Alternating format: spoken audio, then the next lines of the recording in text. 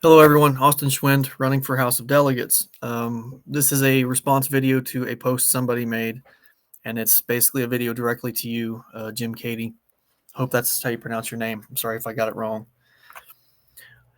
He made this comment. He and I have met in person, and he was a gentleman in person.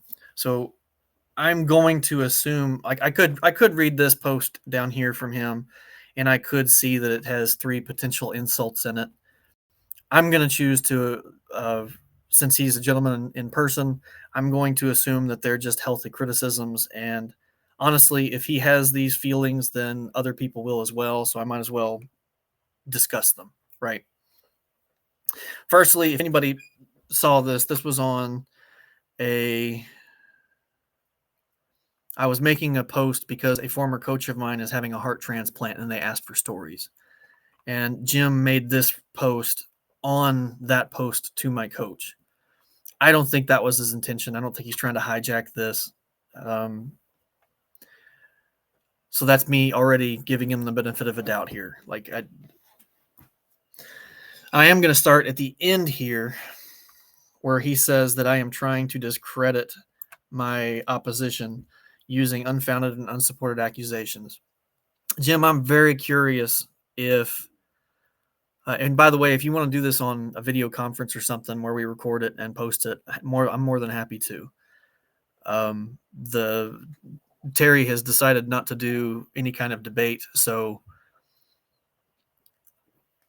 talking to people like you who will feel probably the same way that he does is the next best thing I can do, because I prefer to stand up to criticism instead of just shying away from it.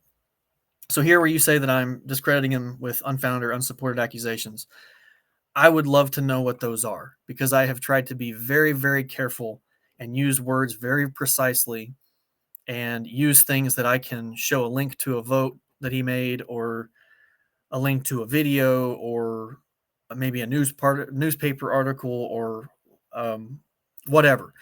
Trust that I have a lot of stories. I told you when I met you in Craig County, I'd been campaigning for about a month and a half at that point, and you were the first person that came up to me excited for Terry. I meant that. That wasn't something that I made up. So I'm very curious what, I could be using a lot of the stories that I get behind the scenes. I think most of them are true, but I'm choosing to put them in the territory of just being rumors. And if people aren't willing to stand up and tell their own stories publicly, I don't want to tell them, because I don't want to betray the trust in me that they had by even telling me that story. So I am trying very hard to focus on things that are just factual. So please let me know what is not. Going back up here to the top, you say more citizens respect Terry's effort in preserving the values of rural Americans. I don't think rural America is waiting for politicians to preserve our values. I think we preserve our values all by ourselves. I don't believe in the way that things are top down. I think the power actually comes from the people, and if we hold our values, I think we'll be just fine. Now, I want to fight for our values more, because I think we are one of the few cultures that politicians from urban areas feel like they don't have to respect or honor our culture. It honestly feels like they feel like they are empowered to insult our culture.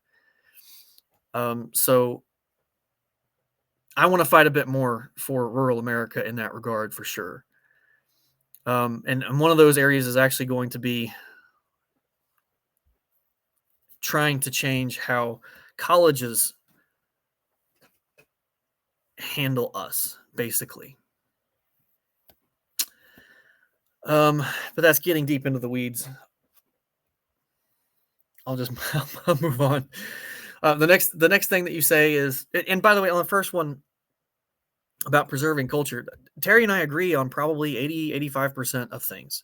And on the things that we agree on, I might have a different way that I would try to go about them. Maybe it would be something I fight for more. Maybe it would be something I fight for differently.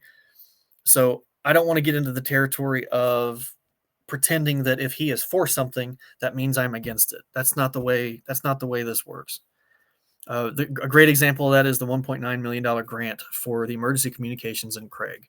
My only complaint with that, as you told me when we met each other, was that you said that Craig had been waiting for that for something like 30 years.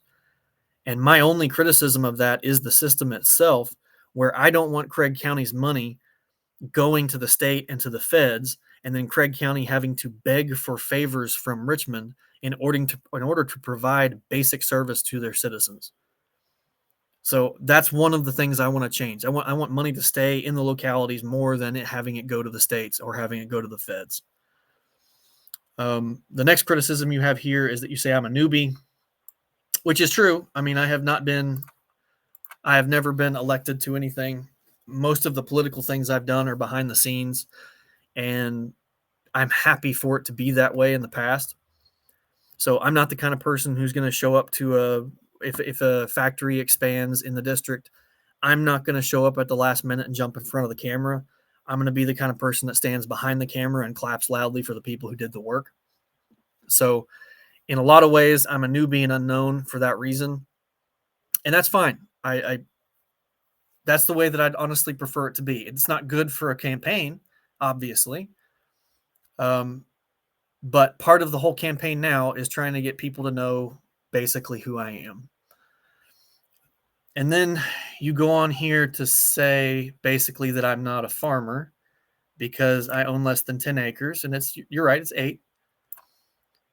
Handful of chickens, a goat or two, and I take advantage of tax credits.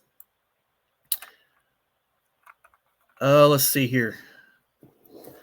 So our farm has changed a lot. We're pretty new to farming. There's a lot of people in the district that have bigger farms that have hundreds of acres, thousands of acres. It's what they have for a sole income. We are not that way. We started a farm the whole goal for us was to try to make money on Saturdays, is the way I explained it to my family, because we were trying to get into, for example, the Botetourt Farmers Market. We were not allowed to get into the Botetourt Farmers Market because there was already a pork seller. So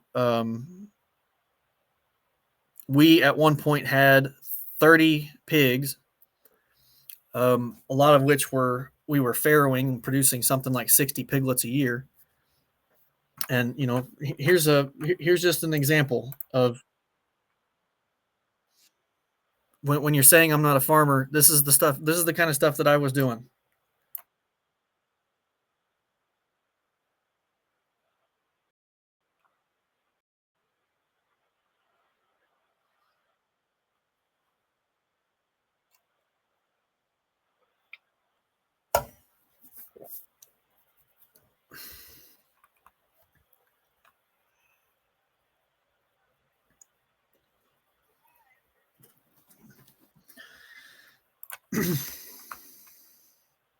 So yeah, sorry for the gruesomeness. I probably should have alerted everybody, but we'll go back to the image here being cute piglets.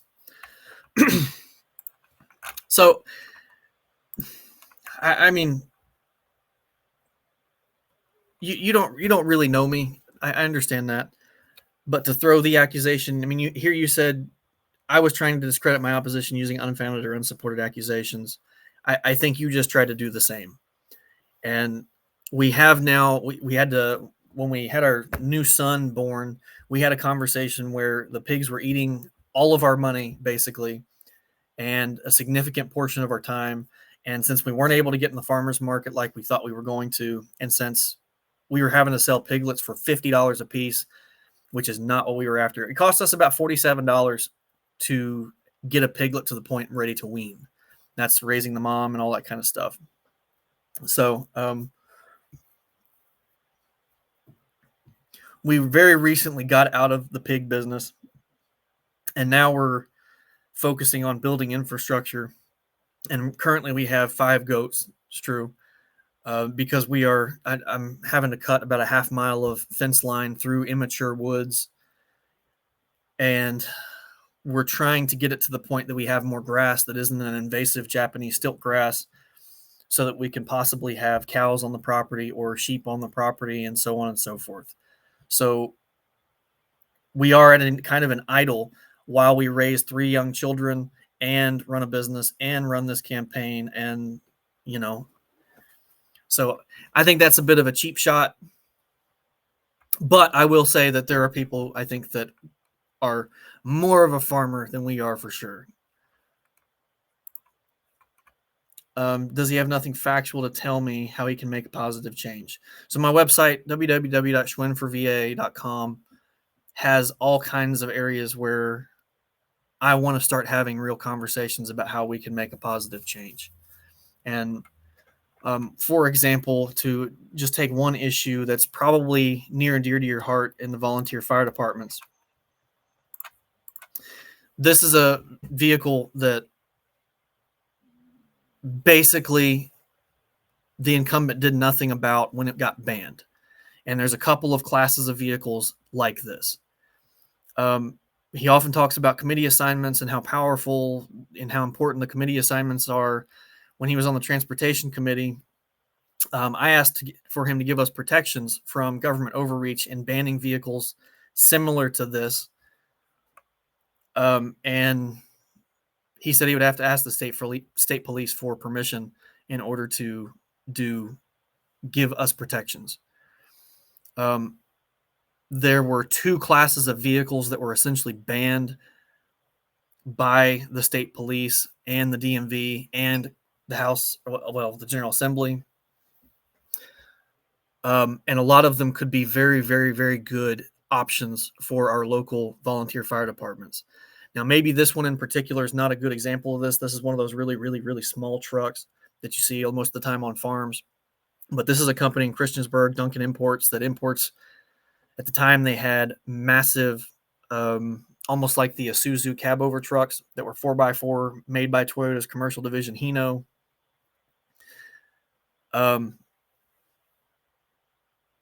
It was a $12,000 truck. It had 10,000 miles on it, imported from Japan. That would be a great option possibly a great option for volunteer fire departments, especially to have a low-cost, reliable option for possibly a brush truck, or maybe this is small enough to get onto the back trails and haul water up into the mountains. Like I've volunteered to one of the chiefs in Craig County when the Roanoke County fire was going on. I offered to use our Humvee if he needed an extra water truck to deliver water to any of that forest fire efforts. Turned out they weren't really involved at the time, so it didn't seem like he needed any help. But a lot of these vehicles that have been essentially banned under the watch of the current incumbent, these are the types of small things that I would fight for like crazy, because I don't think government should be banning these types of things that are useful, maybe to small fire departments, for example. So if I'm willing to fight about stuff like this, imagine how much I would fight for bigger things. And yeah, this video is already 14 minutes long, so I'll just leave it there. If you'd like to respond, I'm more than happy to go back and forth or do a video conference or whatever, like I said before. So thanks for the comment. Hopefully it's just proper criticism. And let me know if you have anything else. Thank you very much. Bye.